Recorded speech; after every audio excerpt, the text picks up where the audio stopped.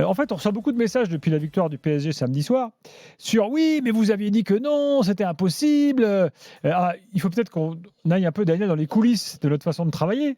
Parce que, effectivement, l'after en novembre, l'after en décembre n'était pas très optimiste sur la suite pour le Paris Saint-Germain en Ligue des Champions. D'ailleurs, les résultats le montraient à l'époque et les informations qu'on avait, Daniel, à l'époque, le montraient également.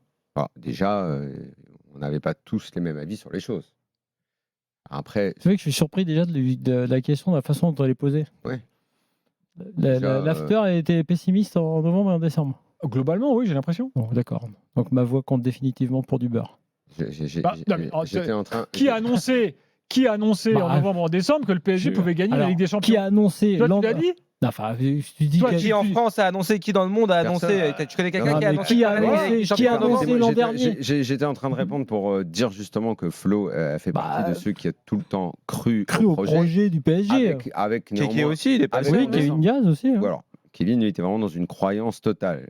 Flo, un peu plus réaliste, a fait partie de ceux en décembre qui a dit si on ne sort pas de la poule, si le PSG ne sort pas de la poule, ce ne sera pas si grave. Absolument. Preuve qu'il croyait au projet, mais qu'il ne croyait quand même pas que ça irait si loin.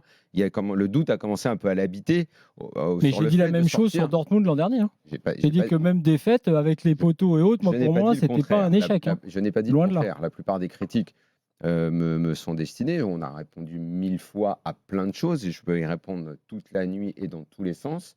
Et ça peut se résumer. Après, je viendrai aux informations qui sont réelles et qui vont en plus se confirmer dans les jours qui viennent quand d'autres gens en parleront. Mais ce en quoi je n'ai jamais cru, c'est vrai, c'est en sa capacité d'adaptation, en le croyant totalement Là, tu parles de Luis Enrique. dogmatique pour ne jamais changer sa méthode dans le rapport qu'il aurait aux joueurs et que ça finirait par jouer des tours. Pour le reste, moi, j'ai fait partie de ceux qui étaient très contents, qui ont cru à l'équipe quand il est arrivé, qui ensuite sont passés à autre chose après le match contre Newcastle et toutes les dingueries répétées et tous les mensonges, surtout autour de l'affaire Mbappé, mais ça, c'était lié également à la guerre, à Nasser et à Luis Enrique qui a emboîté le pas à tous les mensonges. On pourrait en raconter 1000 et il y en a eu et on l'a fait. Et la première partie de saison, moi, j'enlève rien. Oui, je pensais qu'il ne s'adapterait pas. Et alors, qu'est-ce que ça peut faire? Il y a eu plein de voix discordantes dans l'after. Flo a dit ce qu'il avait à dire. Kevin Diaz, en homme de terrain, lui a tout le temps cru à l'idée de jeu, même pas tant le projet, mais en tout cas à ce qu'il était en tant qu'entraîneur. Bon, et voilà. Et moi, j'ai dit que c'était en plus, parce que j'attache beaucoup d'importance à ce qu'il dit à la com', quelqu'un qui ne m'intéresse pas, que son doc ne m'a pas intéressé, que par exemple ce qu'a dit la journaliste espagnole qui a parlé sur Insta aujourd'hui, je pense la même chose. Avec laquelle il est fâché on a le droit, depuis on a le plusieurs droit années. de gagner, et Deschamps a gagné la Coupe du Monde, et ça ne m'a pas empêché, enfin on sait bien les rapports qu'on peut avoir. C'est comme ça fait partie de la vie, ça n'est pas grave. Sauf qu'on ne dise pas pendant un an, c'est pas vrai, à partir du match contre City, écoute, dans ces cas-là, tu prends ta bagnole, tu la ranges, et tu dis c'est bon. Il n'y a plus rien à dire, tu t'es adapté, tout va bien. Mais ceux qui sont les résistants de 44, qui arrivent, qui disent « moi je savais tout, moi j'avais tout vu ». En plus, après sur les réseaux, on transforme, on mélange des phrases d'une année d'avant avec une année d'après. Quand en plus tout ça est relayé par des mecs comme Boupa, Bellatar, tout ça, mais si tu ne veux même pas savoir à quel point, mais je m'en tamponne, mais à un point que tu n'as même pas idée. Tu as 20 ans d'after pour être attaqué par ces mecs-là qui en plus ne se sont jamais intéressés au foot de leur vie. Ce qui est très bizarre d'ailleurs. Pourquoi ils s'y intéressent maintenant? Ils ne sont jamais intéressés au foot de leur vie. Bref, c'est pour me défoncer, mais vraiment, ça ne me pose aucun problème. Mais sur le récit de l'année et tout, oui, le 30 novembre après Nantes, alors là, on est dans le domaine de l'info, oui, il y a eu des vraies questions. Je l'ai raconté 1000 fois, quand je me suis interrogé auprès de gens du club sur la communication. Est-ce qu'on était obligé de parler comme ça, notamment après l'affaire Margot Dumont, aux journalistes, et qu'on m'a dit, ça sera dit, et oui, on pense que ce n'est pas utile d'être dans ce rôle-là, et j'ai noté qu'après, il n'y avait plus ça, et donc ça ne m'a plus gêné. Et pour ce qui est du management, mais écoutez, vous savez quoi? Vous regardez toutes les images de Dembélé qui sort du terrain à l'époque, avant la crise, après Arsenal, après tout ça, vous verrez le regard qu'il adresse à Luis Enrique, il n'y en a pas. Donc il y a eu une crise, mais et une crise, ça veut dire également que le directeur sportif, qui a toujours soutenu l'entraîneur, néanmoins s'est également interrogé, en se disant, est-ce que ça va marcher? Est-ce que ça ne va pas marcher? Il y a eu de vrais questionnements. Après, poser des questions et dire je n'y crois pas comme moi je l'ai fait, c'est vrai que je ne le croyais pas. Et alors? Je ne l'ai pas cru. Tant mieux si ça s'est passé autrement. Flo, il dit en décembre, ça ne sera pas grave si on ne sort pas de la poule. Moi, je trouve que c'est incroyable de dire ça. Néanmoins, il a fait partie de ceux qui croyaient que le projet pouvait fonctionner comme ça, sans pour autant imaginer que ça irait jusqu'au bout. Aller jusqu'au bout, c'est encore une autre histoire. Et puis voilà, c'est tout. Moi, je l'ai répété 1000 fois. J'étais là, on m'a présenté l'ordinateur avec les 9 coachs qui devaient venir. À aucun moment, quand on m'a parlé de ça, d'abord pour peu que ma voix soit entendue, ce qui n'est pas vrai, mais dans une discussion, tu peux quand même en parler. J'ai dit, ouais, j'aime bien ce coach, mais à l'époque, j'avais dit, en tant qu'ancien joueur parisien, j'aimerais bien que ce soit un ancien joueur parisien. Donc, j'avais donné mon avis à l'époque sur Mota. Mais Luis Enrique, moi, il y avait aucun problème. Même si pendant 10 ans, je n'avais pas aimé ce qu'il avait fait au Barça, avec l'équipe. Bref, il y avait plein de choses qui me gênaient dans sa personnalité. Maintenant, moi, ce que je vois depuis 6 mois, la com est différente. Le mec, il fait tout pour répondre en français. Il envoie plus valser les journalistes. Il répond plus, à part la journaliste espagnole où il a remis ça, preuve qu'au fond, il est comme ça. Mais écoute, il n'y a pas de problème. Quand tu gagnes, tout est excusé. Alors, il a gagné. Et tout va bien. Là, tu parles de l'adaptation, notamment sur la com, admettons. Mais à un moment donné, peut-être que tu as dit, quand tu as vu Luis Campos, que le coach te paraissait bon. Mais tu as dit après... plus tard, et c'est pour ça que je pense que les messages et les interrogations sont fortes en cette fin de saison.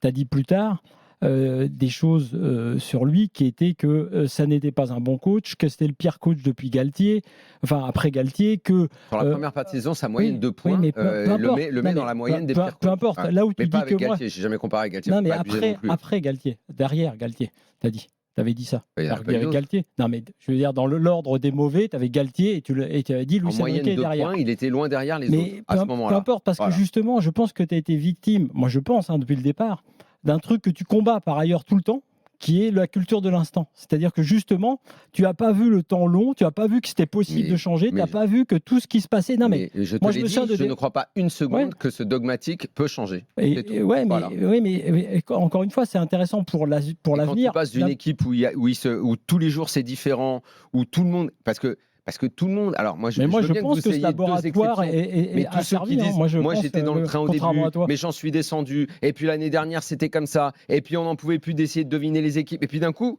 il s'est plus passé tout ça. Parce que Luis Enrique a travaillé. Et moi, je pense qu'aujourd'hui, c'est ça le constat qu'il faut faire.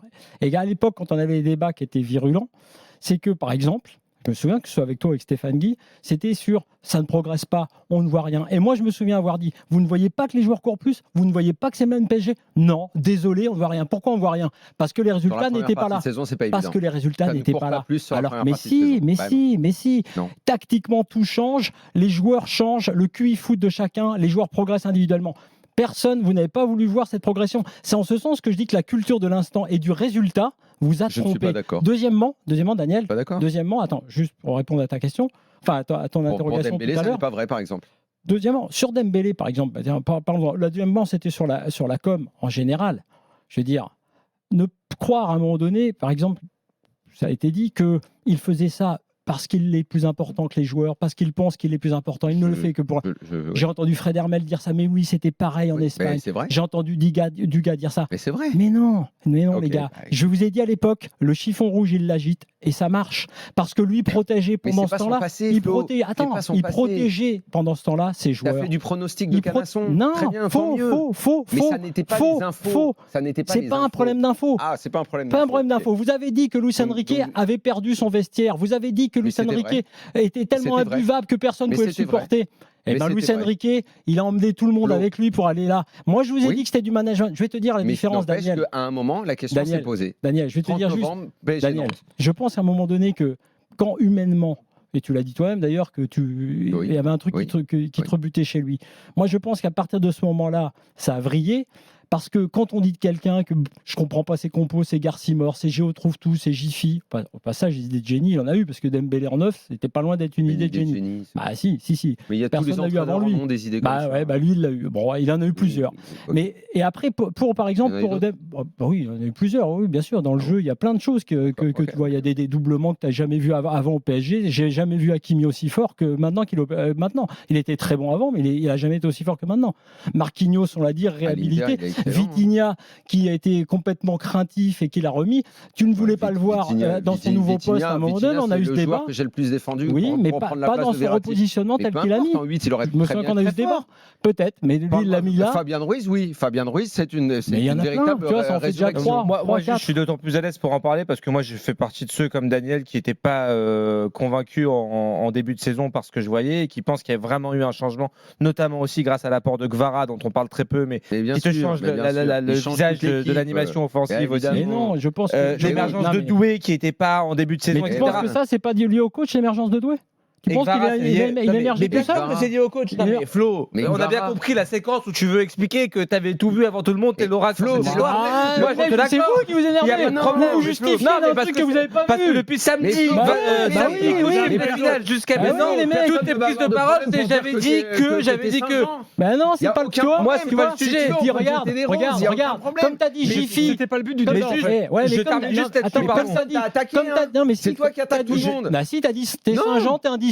Non, mais justement, c'est bizarre de dire ça. Disciple, si, non, mais plusieurs fois tu m'as dit que j'étais un disciple du gourou. Oui. Bon, moi je dis rien, je m'en fous. Si je peux finir ma phrase, et je suis d'autant plus à l'aise à te le dire, Daniel, c'est que les gens te reprochent d'avoir été peut-être trop virulent, trop dans l'outrance sur certaines choses, et de pas avoir fait de mea culpa, de dire bon bah voilà, j'ai eu tort.